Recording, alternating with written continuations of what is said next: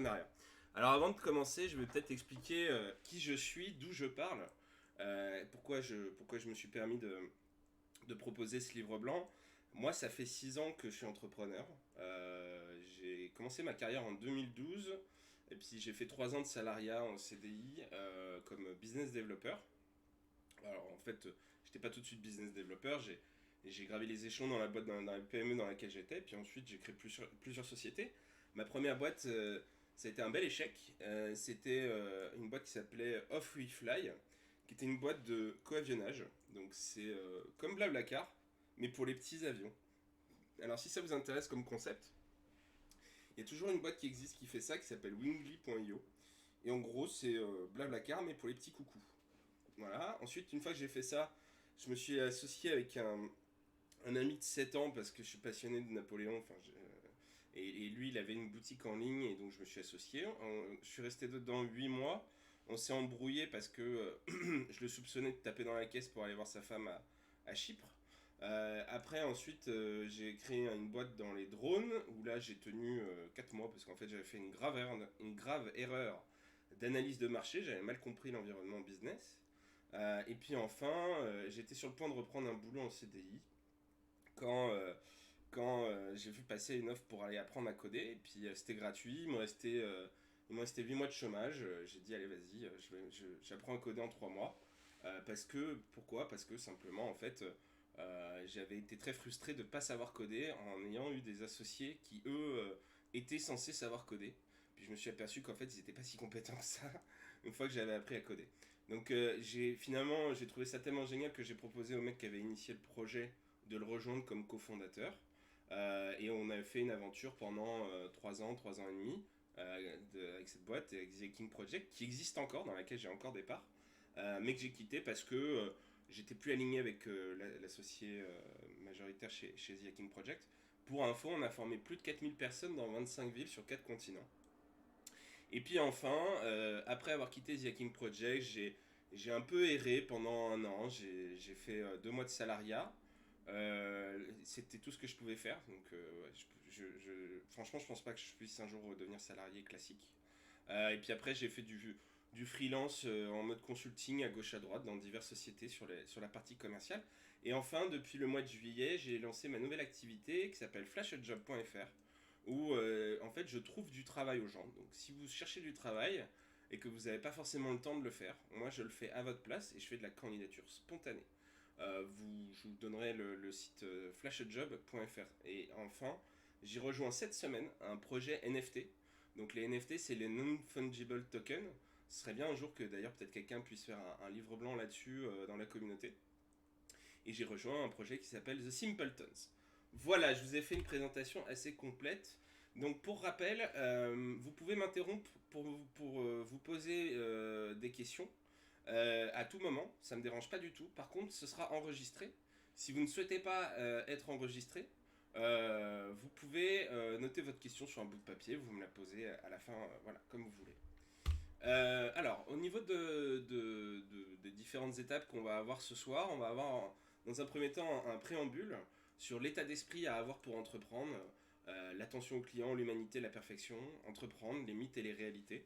Tout le monde ne peut pas entreprendre, mais en même temps, tout le monde devrait essayer.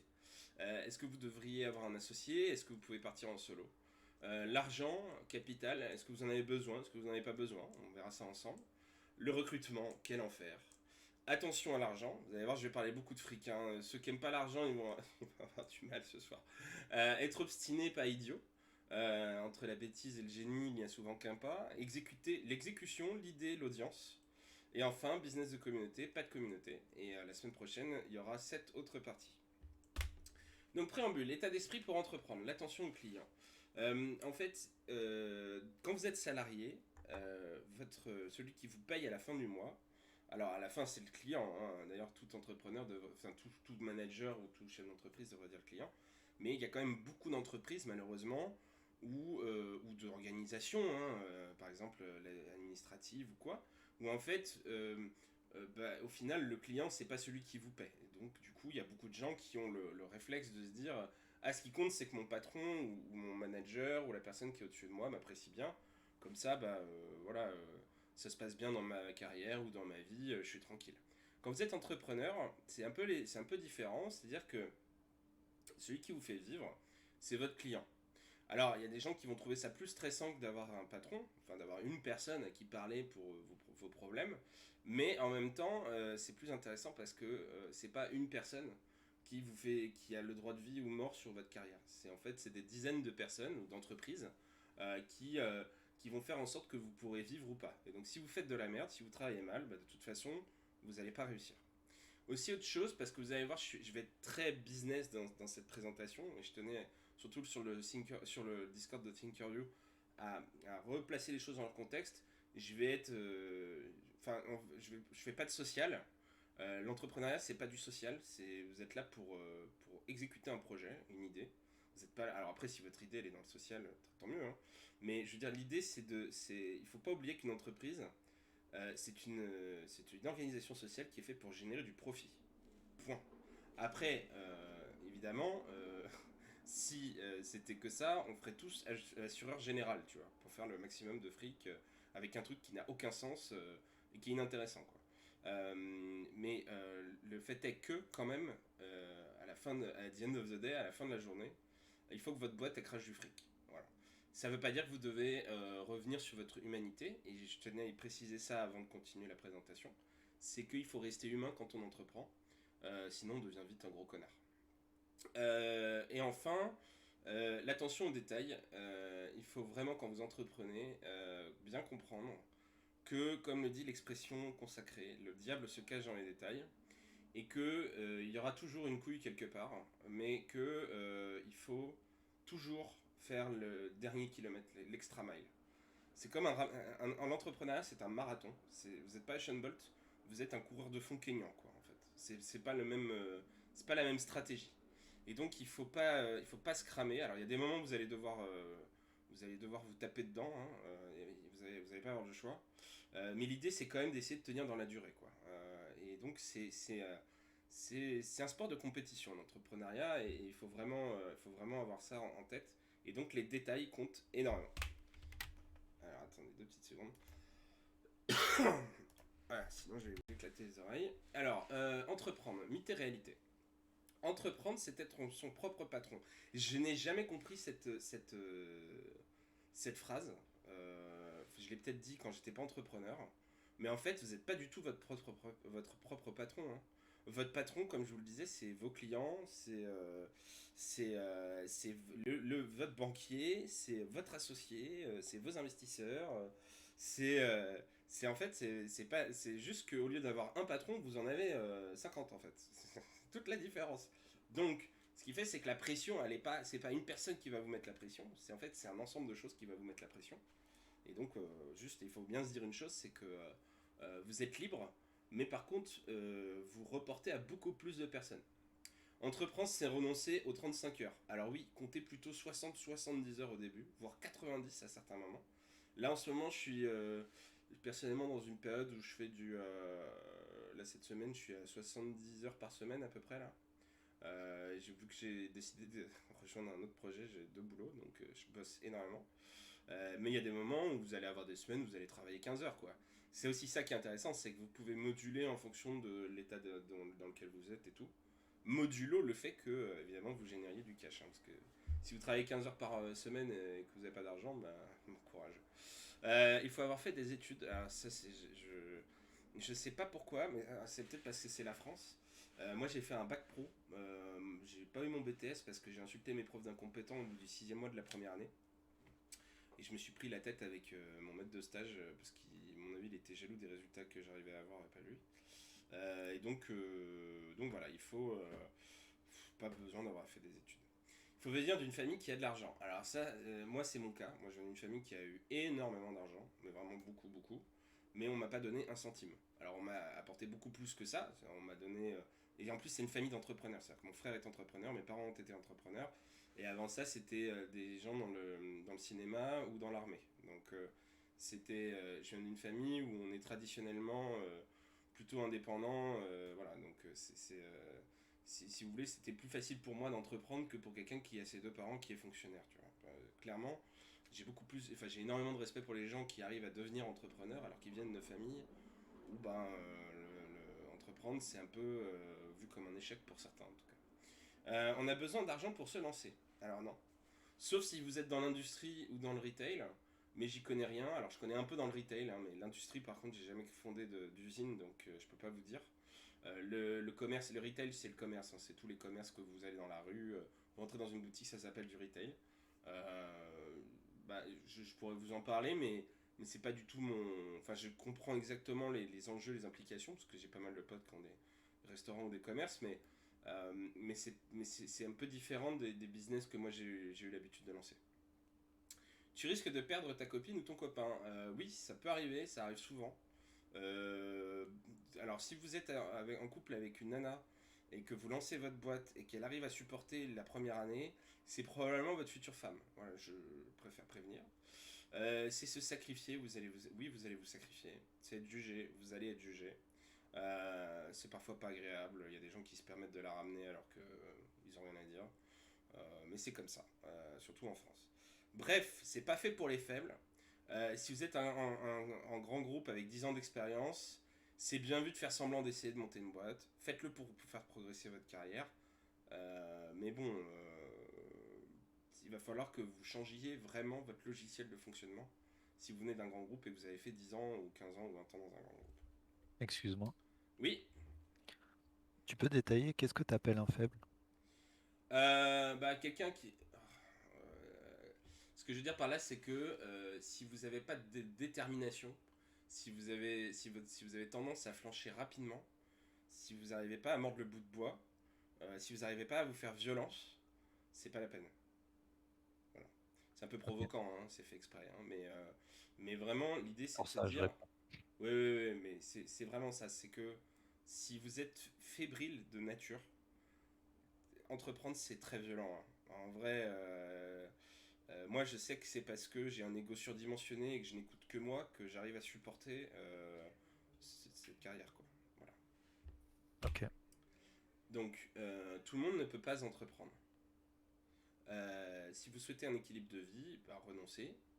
Si vous souhaitez partager les tâches à la maison avec votre femme, renoncez. Si vous souhaitez faire 35 heures par semaine, vous oubliez. Vous n'arrivez pas à vous passionner pour ce que vous faites, vous oubliez.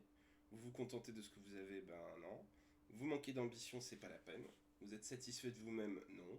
Vous êtes serein, restez-le. Ne vous apportez pas des problèmes. Voilà. Euh, vous hésitez entre entreprendre et autre chose, comme vous voulez, mais vous êtes prévenu.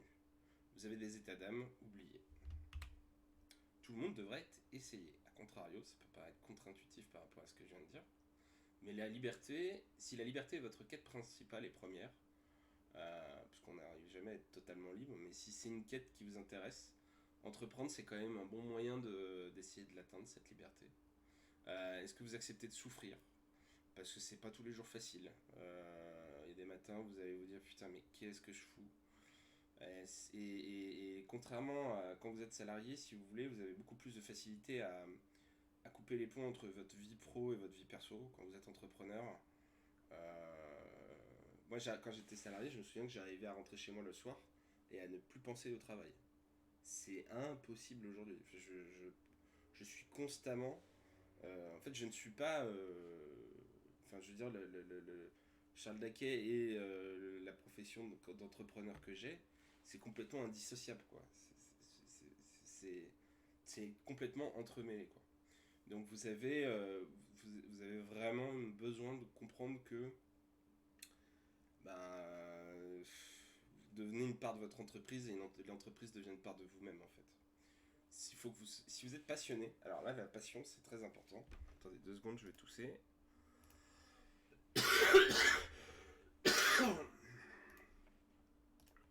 Alors, si vous êtes passionné, euh, franchement, pour entreprendre, il faut être passionné. Alors après, il y a des gens qui arrivent à entreprendre juste pour le fric, j'en connais. Moi, je suis incapable de faire ça.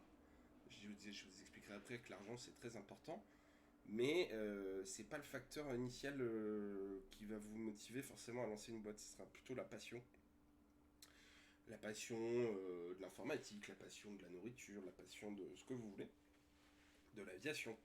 Euh, L'idée, c'est que il faut que vous soyez capable de vous surpasser. Et en général, il y a beaucoup de gens qui arrivent à se surpasser, surtout quand ils sont dans quelque chose qu'ils aiment, ce qui est mon cas. Mais tu me demanderais de me surpasser pour bosser, je sais pas, moi chez Total, tu vois, genre, j'en serais totalement incapable. Si vous regardez la réalité en face, si vous mettez pas de voile devant les yeux, c'est quand même mieux pour entreprendre. Il faut accepter votre médiocrité, mais il faut en même temps avoir suffisamment de fierté et d'ego pour ne pas baisser les bras. Euh, Vous pouvez alors il faut que enfin, comme je vous l'ai dit tout à l'heure, il faut vraiment travailler beaucoup beaucoup. Si vous aimez l'argent, c'est important parce qu'en fait, l'argent c'est le nerf de la guerre. Donc, moi je parle tout le temps d'argent. Je veux dire, il n'y a pas un jour sans que je parle de pognon, quoi. Et il y a des gens qui trouveraient ça totalement obscène de autant parler de fric. Mais il y a un moment donné, si vous n'êtes pas obsédé par ça, enfin si vous n'avez pas envie de fric d'argent, si ça, bah en fait vous en aurez pas en fait. C'est quasiment mathématique. Alors après il suffit pas de le vouloir pour que ça tombe, hein, évidemment. Sinon on gagnerait tous au loto. Mais ce que je veux dire par là, c'est que il faut quand même que vous vous disiez, ok, j'ai envie de faire plus de fric, quoi. Il faut que vous soyez greedy un petit peu. Alors il faut pas que ce soit votre maître non plus. C'est ça très important, c'est que il y a un moment donné, il y a une frontière fine à trouver entre je veux faire du fric et je suis complètement obsédé par ça. Et donc faut aimer l'argent, faut le chercher, mais il faut pas non plus être obsédé par ça. Vous vouliez avoir une vie différente et vous élever, ça peut être pas mal quand même d'être entrepreneur. Parce que, comme je vous le disais tout à l'heure, vous n'avez pas un patron, vous en avez 50. Mais ce qui est bien, c'est que si vous avez envie de prendre 2 heures avec quelqu'un au restaurant à midi, bah en fait, si vous avez 15 salariés et que vous arrivez, vous avez pris 3 heures de pause, vous arrivez, bah, vos salariés, eux, ils ont pris 1 heure de pause, tu vois. Et en fait, tes salariés, ils n'ont pas le choix, tu vois. Alors toi, par contre, toi, c'est toi qui décides. Voilà, je suis disponible de telle heure à telle heure, tel jour, vous êtes maître de votre agenda dans la mesure où vous avez des salariés, dans la mesure où vous avez des clients, etc., etc. Et puis il y a certains moments de l'année où en fait vous n'êtes pas du tout indépendant, enfin libre de votre agenda. Il y a des moments de l'année où vous allez travailler le samedi, le dimanche, voilà. Donc il faut bien prendre ça en compte. Et enfin quand même, vous attendez quoi? Allez-y, lancez-vous. Associé solo. Point de vérité. Alors, pardon. Euh, sur, le, sur cette question-là, il y a de tout sur internet. Vous allez trouver des gens qui vont vous dire oui, faut être associé, non, faut être solo. Point de vérité en fait. En vrai, moi ce que je constate c'est qu'il y a des boîtes. Parce qu'on dit souvent par exemple que les billion dollar compagnies sont montées par des équipes plutôt que par une personne toute seule. Les statistiques de la Silicon Valley nous montrent que 48% des boîtes évaluées à plus d'1 milliard de dollars à San Francisco ont été solo funded. Donc il y avait un seul fondateur à la base. Alors après, il y a des associés qui ont rejoint le projet, hein. Mais je veux dire, vous pouvez très bien lancer une boîte tout seul, hein. Le mythe de on peut rien faire si on est seul, c'est complètement faux. Par contre, il faut savoir s'entourer. Donc ça veut dire que très vite, vous allez devoir recruter des personnes. Et c'est à vous de savoir est-ce que vous êtes capable de vous gérer tout seul ou est-ce que vous avez envie d'avoir quelqu'un avec vous. Et pour avoir connu les deux situations, les deux ont leurs avantages et leurs inconvénients. Il n'y en a pas une qui est meilleure que l'autre. Quand vous avez un associé, bah, ce qui est cool, c'est que vous n'êtes pas tout seul. Vous avez quelqu'un à qui parler, parce que en fait, quand vous entreprenez, vous êtes seul. Le problème, c'est que parler à votre fille, à votre famille, s'ils ne sont pas entrepreneurs, ça peut être compliqué parce qu'ils ne vont pas forcément comprendre votre quotidien. Si votre copine elle n'est pas entrepreneuse, votre copain n'est pas entrepreneur, bah, il va pas forcément comprendre votre démarche. La majorité des gens sont des salariés, donc ils comprennent pas du tout la mentalité et ce que ça implique. Donc vos clients ils sont pas là pour être vos potes. Alors ils peuvent le devenir, hein. Moi j'ai plein d'anciens clients qui sont devenus des super copains. Mais vous n'allez pas vous ouvrir auprès de eux, quoi. Et l'intérêt d'avoir un associé, c'est que bah, vous pouvez tout lui dire, il peut tout vous dire. Et l'idée, c'est qu'en théorie, il n'y ait pas de jugement entre vous, tu vois. Donc il faut laisser de côté l'ego le plus possible quand vous parlez avec lui.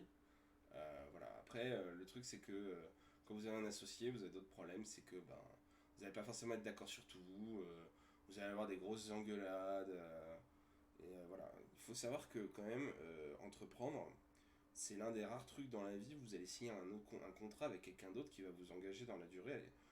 Alors, je veux dire, à part entreprendre et le mariage, je vois pas d'autres qu'on fait dans la vie d'aussi engageant avec quelqu'un quand on s'associe. Euh, donc, euh, donc c'est à prendre en compte. Maintenant, pour moi, il n'y a pas de vérité et c'est vraiment chaque cas est bien particulier, donc je ne vais pas mettre de règles générales là-dessus. Alors, le pognon. L'argent, le capital. Est-ce que vous en avez besoin? Est-ce que vous n'en avez pas besoin? Alors, est-ce que votre business c'est brick and mortar? Bon, ben là, vous avez vraiment besoin d'argent, vous n'avez pas le choix. Vous n'avez besoin que de jus de cerveau, vous n'avez pas besoin de fric. Les gens qui disent qu'ils font du service, les gens qui disent qu'ils ont besoin d'argent dans le service, ils se racontent des histoires. Vous n'en avez pas besoin, en fait.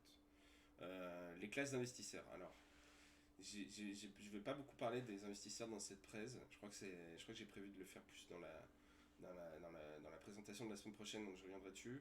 Mais en gros, vous avez la famille, vous avez les business angels, vous avez les venture capitalistes et vous avez les gros fonds. Donc la famille, bah, quand je dis famille, ça va être les copains, les camarades d'école, les anciens camarades d'école, les gens que vous connaissez de près ou de loin. Vous allez avoir les business angels, donc ça va être des entrepreneurs qui ont bien réussi, qui ont peut-être 10 millions d'euros, tu vois, de fortune personnelle, et puis qui se disent, bah, tiens, pourquoi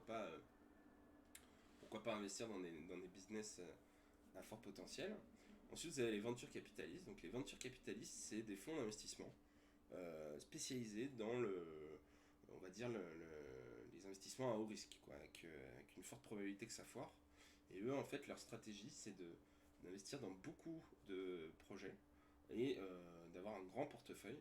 Et puis, sur ces, disons, 70 participations qu'un venture capitaliste va avoir, j'exagère, mais bon, il y a des VC, ils ont beaucoup moins de participation, mais moi, par exemple, je connais un venture capitaliste, ils ont 70 participations, et ben, il y en a forcément, enfin, je veux dire, je crois que la croissance moyenne de leur portefeuille, c'est 20% par an, quoi, tu vois.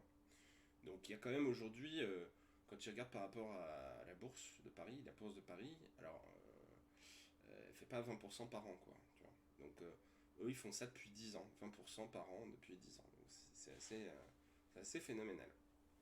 Et enfin, alors pour avoir fait un rendez-vous chez Ardian, qui est le plus gros fonds sous gestion au monde devant BlackRock, personne n'en parle, qui est basé place Vendôme, bah là c'est un autre monde. Alors j'ai jamais levé avec ces gens-là, donc je peux pas vous dire exactement. Mais en gros, si vous avez besoin de plus de 100 millions, de 200 millions d'euros, c'est ces gens-là que vous allez voir. Évidemment, en général, vous avez fait appel à Rothschild entre temps. L'argent, c'est un mauvais maître, très très bon outil. Comme je vous le disais tout à l'heure, l'argent c'est nécessaire, mais c'est un mauvais maître. Donc il faut être greedy, mais il faut pas faut pas que ça vous rende fou. Cessez de penser l'argent comme un stock, ce n'est qu'un flux. Euh, vous avez pas enfin l'argent c'est pas un endroit, enfin c'est pas un truc que vous pouvez entreposer et puis vous allez produire quoi que ce soit avec en fait. C'est une énergie en fait. Une énergie c'est pas un stock, c'est un flux. C'est un flux d'énergie. Donc cessez de penser que l'argent c'est un stock. Ce n'est qu'un flux. Ça va, ça vient, ça rentre, ça ressort, voilà. Ce qu'il faut c'est toujours être par contre très proche de ses sous et faire attention, comment dire, à votre plan de trésorerie. Si vous avez besoin, si vous êtes en phase de réflexion pour un lancement de business ou quoi que ce soit, et que vous ne savez pas comment vous structurer, si vous n'avez pas par exemple de plan de trésorerie, n'hésitez pas à me demander à la fin, au moment des questions. Je serais ravi de partager avec vous des documents que j'utilise, enfin des modèles de documents que j'utilise pour les gestions des bots que j'ai eues.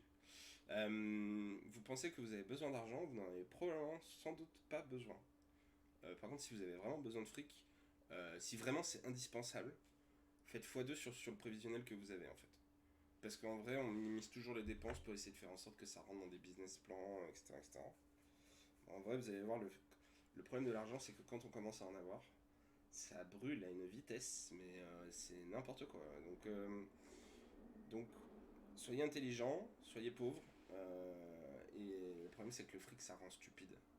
Donc, ce qu'il faut, c'est se dire d'essayer de prendre le plus de fric possible et de toujours imaginer que sur votre compte en banque, vous avez 2 fois moins d'argent que ce qui est affiché. Et là, vous allez trouver des solutions très intelligentes à des problèmes très complexes qui vous coûteraient 3 fois plus cher si vous pensiez avec l'argent que vous avez sur le compte. Recruter, quel enfer. Alors, dans le recrutement, vous allez vous tromper, quoi qu'il arrive. Moi, ma recommandation, c'est de faire confiance rapidement et de virer rapidement. Vous montez une boîte, vous reprenez une boîte, vous ne faites pas du social. Vous n'êtes pas là pour vous faire des potes, vous êtes là pour faire du business. Point. Voilà. Donc, après, si vous voulez faire une association, moi, les trucs de l'ESS, j'ai jamais compris. En fait, c'est toi, soit tu fais une association, soit tu. C'est très bien, hein, tant mieux. Hein. Soit tu fais un business. C'est pas la même chose. Vous êtes. Alors, après, quand je dis vous n'êtes pas là pour vous faire des potes, je suis le premier à me faire des potes parmi mes clients, alors, pas parmi mes salariés, mais parmi mes clients, etc. Mais vous, en tant qu'entrepreneur, vous n'êtes pas là pour. De toute façon, vos salariés vous le diront. Moi, j'ai déjà essayé. J'ai fait l'erreur à un moment d'être trop chaleureux avec mes salariés, de me dire, bah, en fait. Puis un jour, il y en a un qui m'a dit, mais Charles, t'es notre patron, quoi. Donc, c'est pour ça que parfois, c'est un peu bizarre pour nous. Donc, vous restez le chef d'entreprise, et donc, les gens, si vous voulez, vous n'êtes pas leurs potes, quoi. Et vous êtes là pour faire avancer votre projet. Alors, vous pouvez être pote avec votre associé, hein. Alors, ça, par contre, c'est mieux quand même. De toute façon, vous n'avez pas le choix. Si c'est pas votre pote, vous allez vous séparer avec, hein, c'est sûr et certain. Mais il faut faire confiance rapidement à quelqu'un. Et il faut le virer rapidement aussi, quoi. Et alors, pareil, si vous voulez des process de recrutement, je peux vous donner mon process de recrutement à la fin de la présentation. Je peux vous envoyer le document de référence que j'ai créé pour les recrutements que je fais moi. Voilà. Tac, tac, tac. Mieux vaut un licenciement qui coûte 30 000 € qu'un boulet dans votre boîte. Moi, je pense qu'il vaut mieux. J'ai jamais compris ces calculs d'apothicaire là, d'entreprises qui disent ah non, je vais pas claquer 30 000 €. Alors que les mecs, ils ont 1 million d'euros de trésorerie, tu sais. Puis ils sont là en mode non, mais on préfère la garder, cette incompétente, parce que tu comprends, elle a 10 ans d'expérience, elle a 10 ans dans la boîte, si on la vire, ça va nous coûter 30 000. Les mecs, mais t'as vu les dégâts qu'elle fait dans la culture de ta boîte, cette connasse. Donc en fait, je vire là, paye là ces 30 000 € et débarrasse-t'en, quoi, en fait. Donc, il y a un moment donné, il faut savoir sortir le portefeuille pour se séparer des gens qui vont vous faire faire des bêtises. Et ça n'a pas de prix. Pour tout le reste, il y a Europecard, Mastercard. J'étais obligé de faire cette petite blague de merde, mais bon. Tournez la page, ça sert à rien ça c'est. Moi j'ai fait une erreur de recrutement à 100 000 €. Et en fait, à un moment, à une époque, on était hébergé dans les bureaux de copains qui, eux, avaient levé 27 millions d'euros. Et j'arrêtais pas de me plaindre toute la journée dans l'open space de cette connasse de Alexandra, machin et tout. Et il y a un mec de la boîte qui m'entendait me lamenter quand même quasiment tous les jours pendant un mois. Il en a eu marre, il est venu me voir, il dit bon écoute, tu sais, nous on a recruté l'ancien directeur marketing Europe de Uber. Le mec nous a fait perdre 1 200 000 € entre ses erreurs d'investissement et son salaire. En l'espace de 8 mois. Et là j'ai fait ah oui, forcément. Donc relativisez, tournez la page. Et enfin avec des si, vous mettriez Paris en bouteille. Parce que quand vous allez vous planter, vous allez vous dire oh là là, mais pourquoi j'ai pas recruté l'autre, en fait, il était bien. Et puis l'autre, typiquement, il a été recruté dans une boîte d'un mec que vous connaissez. Puis vous voyez de loin qu'en fait ça se passe très bien et vous êtes dégoûté. Bah c'est comme ça. Vous avez fait des erreurs. Faut s'y faire. Attention à l'argent. Maintenant qu'on a vu qu'une erreur de recrutement coûte plus cher qu'un train de vie princier, on va en parler tranquillement. Soyez radins, profitez-en quand même. Hein. Vous bossez 60 à 90 heures par semaine. Donc les voyages, les hôtels 4-5 étoiles, les restaurants, il y a un moment donné, il faut qu'il y ait du reward, quoi. Comment payer ce train de vie? Si vous vous posez la question, c'est probablement que votre business n'est pas assez rentable. Alors au début, hein, les 6 premiers mois, vous n'allez pas vous payer des hôtels 4 étoiles, hein, ça c'est sûr et certain. Vous allez plutôt aller dans les Formule 1. Mais si au bout d'un an, 2 ans, vous n'êtes pas en capacité de vous dégager un salaire minimum de 2 500 € net par mois, plus un train de vie de 1 500-2 000 € en note de frais, bon bah. Bon, après, peut-être que vous aimez vivre chichement, il n'y a pas de souci, hein, tu vois. Mais je vois pas trop l'intérêt de travailler comme un connard pour pas avoir de résultats. Euh, j'ai peu de besoins. Ouais, mais ça, c'est en fait typiquement des trucs de. Alors, ça, c'est général. Soit c'est des gens qui ont beaucoup d'argent. les mecs qui pèsent déjà 10 millions et en fait c'est un snobisme insupportable. Enfin bref, je trouve ça très drôle, moi ça me fait marrer, mais c'est vraiment le snobisme, le minimalisme, etc. Là, c'est toute cette hype. Je suis là en mode, c'est encore pire que les gens qui accumulent en fait, dans la logique. Elon Musk a fait ça quoi, genre il a revendu tous ses biens, le mec est milliardaire, je suis mort de rire. Mais en fait, t'as pas de besoin parce qu'en fait, si t'avais de la thune, t'en aurais en fait des besoins. Tu vois. On se crée des besoins avec l'argent qu'on a. Donc quand on n'a pas d'argent, on se fait une raison, puis quand on en a, on en profite. Voilà. Les émotions, vous ne savez pas garder la tête froide et être stoïque, vous allez souffrir. Et même en ayant essayé d'être le plus stoïque et de garder la tête la plus froide possible dans toutes mes expériences,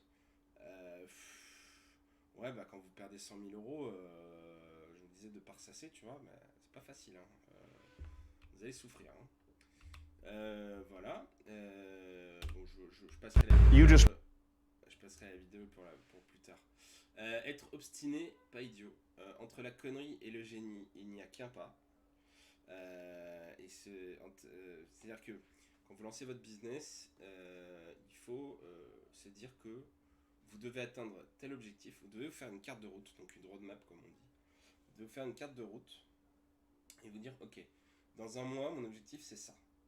Dans 3 mois, mon objectif c'est ça. Dans 6 mois, mon objectif c'est ça. Et dans 8 mois, je vais avoir atteint cet objectif. Vous dire, si j'ai pas atteint cet objectif à telle date,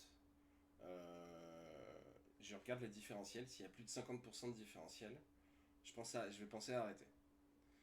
Quand vous lancez un business, souvent ce qui se passe, c'est que vous avez, alors je sais pas quoi, c'est le siphon quoi. C'est-à-dire qu'en fait, au début, vous avez une grosse croissance. Après, ça s'effondre. Et après, ça reprend. Et ça, c'est assez dur à vivre, par exemple, parce que moi, je l'ai vécu.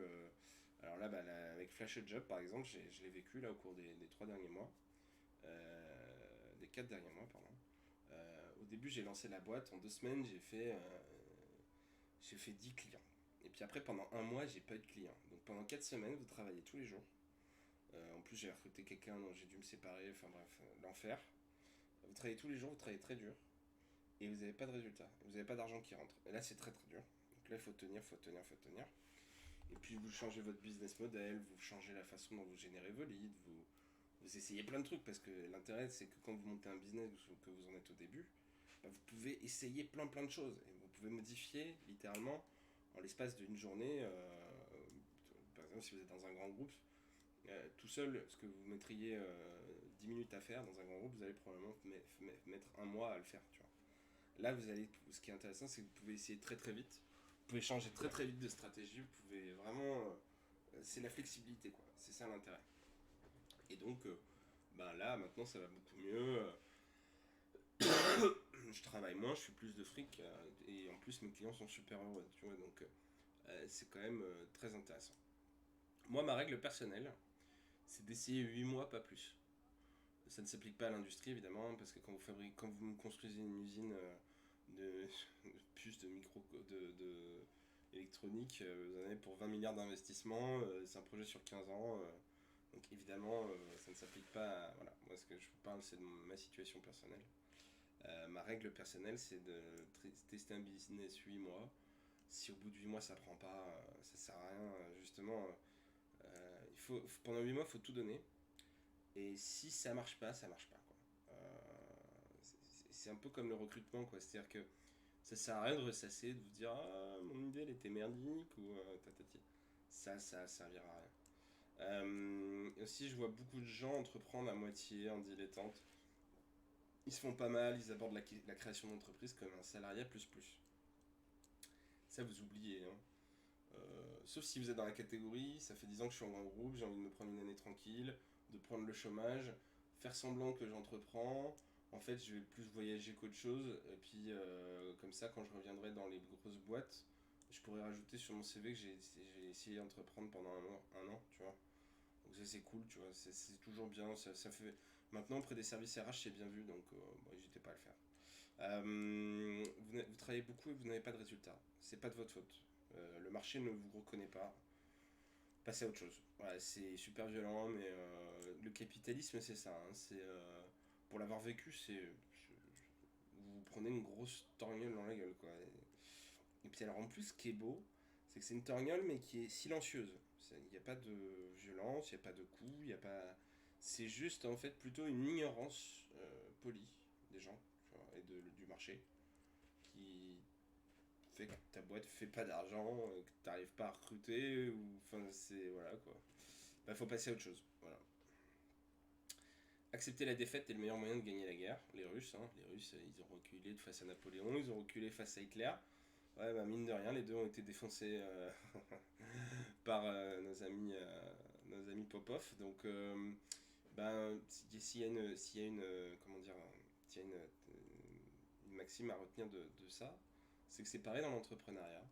Euh, il faut accepter votre défaite quand vous y arrivez pas, c'est pas grave. Passer à autre chose et avancer, et puis ça ira mieux la prochaine fois, quoi. Faut savoir relativiser. Et enfin, si ça n'a pas décollé, cut the loss. Cut the losses, arrêtez les frais. Les frais, quand je dis les frais, c'est qu'ils soient émotionnels, de temps de travail, financiers, quels que soient les frais. Arrêtez les frais, il y a un moment donné, il faut pas s'obstiner. Voilà. L'exécution, l'idée et l'audience. Alors, une idée de merde bien exécutée ne marchera pas. Une idée géniale mal exécutée vous fera perdre. Si vous n'acceptez pas les règles du commerce et du marketing, vous vous ferez défoncer par un mec comme moi. Pas de pitié, vous n'êtes pas avec Oui Oui. Mais enfin, quand même, il faut garder votre humanité. Euh, donc, j'explique un petit peu tout ça. C'est encore une fois très brutal. Exécuter, ça veut dire quoi? Je suis pas là pour tuer des gens, hein, on l'a bien compris. Exécuter, ça veut dire simplement l'exécution. Quand vous exécutez une tâche, ce qu'on appelle exécuter dans le monde entrepreneurial, ça veut dire mettre en application, enfin, je veux dire, mettre en œuvre les moyens nécessaires à l'accomplissement de la mission que vous vous êtes fixée dans le cadre de l'entreprise que vous avez créée. Donc c'est ça l'exécution. Donc c'est toute la technique. C'est euh, est-ce que mon marketing est à la hauteur? Est-ce que je parle à suffisamment de clients, de prospects tous les jours? Est-ce que j'ai adapté ma stratégie pour avoir plus de leads? Est-ce que je gère bien ma thune? Est-ce que je gère mal ma thune? Est-ce que je recrute bien? Voilà, tout ça c'est de l'exécution, c'est de la technique. Si vous avez une idée de merde bien exécutée, vous pouvez avoir la meilleure exécution du monde. Si l'idée est à chier, ça marchera pas. Mais l'inverse est vrai aussi. Si vous avez une idée géniale et que vous êtes mal exécuté, bah en fait ça donne MySpace quoi en fait. Il y a un mec qui s'appelle Mark Zuckerberg, il fait oui, c'est la facture. Laquelle? Celle des 400 millions d'utilisateurs que vous allez perdre dans les 2 prochaines années. Mais non, mais voilà. Donc ça, c'est ce qui s'est passé. Et pourquoi? Parce qu'en fait, Facebook a bien mieux exécuté. Et d'ailleurs, ce qui est assez intéressant, là, j'en parlais hier avec un développeur, c'est quand on regarde le produit tech de TikTok, la tech qui est derrière TikTok a l'air beaucoup plus forte et bien mieux optimisée que la tech qui est derrière le Facebook, Instagram. Je sais pas à quoi c'est dû d'ailleurs, s'il y a des techos qui veulent en parler après. Mais c'est très intéressant de voir que l'exécution s'améliore d'année en année. Et donc c'est aussi une conclusion que vous pouvez en tirer. C'est que tous les ans, la qualité moyenne des projets entrepreneuriaux augmente. Moi, entre 2015 et aujourd'hui, en vrai, il y a eu une explosion de l'exigence nécessaire pour pouvoir créer une entreprise. Aujourd'hui, il y a tellement de concurrence, il y a tellement de gens qui lancent des boîtes, il y a tellement de projets dans tous les sens, que si vous n'êtes pas super déterminé, vous allez probablement pas y arriver en fait. Voilà. Ensuite, business de communauté, pas business de pas communauté. Alors qu'est-ce que c'est un business de communauté déjà? Un business de communauté, ça va être par exemple d'avoir des clients qui vont faire partie d'un groupe, tu vois, ils vont se rencontrer régulièrement entre clients et avec ta boîte. Et vous allez créer des relations entre clients et vous en tant qu'entreprise. En fait, ce que vous allez faire, c'est que vous allez faire justement en sorte que les gens qui sont vos clients s'apportent de la valeur entre eux. Comme ça, accessoirement, ça vous évite de le faire vous aussi. Alors, c'est pas que ça vous évite de le faire, c'est mal choisi comme terme, mais c'est plutôt ça agit comme un amplificateur de ce que vous pouvez proposer à vos clients. Et puis ça permet de créer des relations, de faire en sorte que les gens se rencontrent, se connaissent. Donc typiquement, The Hacking Project, c'était un business de communauté. Et Napoléon Souvenir n'était pas du tout un business de communauté, c'était un business de e-commerce pur et dur. Donc voilà, créer une communauté c'est très dur. Parce qu'au début les gens ils ont pas envie de rejoindre votre communauté. Hein. Et puis bon, voilà, le Rome c'est pas fait en un jour, Paris non plus. Ben, une communauté c'est tous les jours pendant des mois et des mois. Et faut faire en sorte de l'animer, il faut faire en sorte de donner envie aux gens de rejoindre votre projet en tant que client, mais également de participer en tant que membre d'une communauté. Et c'est humainement très gratifiant. Vous créerez moins de valeur instantanément, mais par contre vous aurez beaucoup plus de valeur délivrée dans la durée. Donc c'est assez intéressant. Et enfin, si vous voulez du fric rapidement, faites pas un business de communauté, sauf dans les NFT. Et d'ailleurs, c'est ce que je suis en train de faire. Où là, en 3 semaines, vous pouvez faire 1 million d'euros. C'est n'importe quoi. Donc profitez-en, c'est le moment. Enfin, long term money, communauté. The Hacking Project, par exemple, c'est un projet qui, je pense, ne sera pas vendu avant 2025 ou 2030, je pense. Mais si tu veux, l'intérêt c'est que la marque elle est très forte, la communauté est très forte. On a vraiment créé un truc qui va en fait prendre une valeur avec le temps qui sera de plus en plus importante. Et ça c'est extrêmement intéressant d'avoir ce type de business parce que ça vous permet de valoriser votre future retraite, quelque chose comme ça quoi. Il y a des business comme ça qui mettent plus de temps à se développer que d'autres. Très chose très importante, vous n'avez qu'une parole et vous n'avez qu'une réputation. Le temps, la réputation, ça ne se rachète pas. Un pas de porte, oui. Alors un pas de porte, c'est pour ceux qui ne savent pas ce que c'est. Un pas de porte, c'est quand vous rachetez un commerce, vous avez les murs, donc le propriétaire des murs, et vous avez le commerce, en fait, la raison sociale, par exemple, qui va être rattachée à ces murs, que vous allez devoir racheter au mec qui était là avant vous. Et donc, c'est tout ça pour dire, c'est que vous pouvez, l'argent, ça va, ça vient. Par contre, il y a deux choses dans la vie que vous pouvez pas racheter, c'est le temps et la réputation.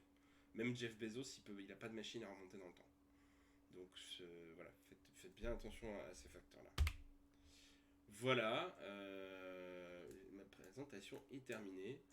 Et enfin, vous aurez compris que, étant passionné d'aviation, je vais vous mettre une petite vidéo sur l'entrepreneuriat et la similarité que ça a avec le métier de pilote.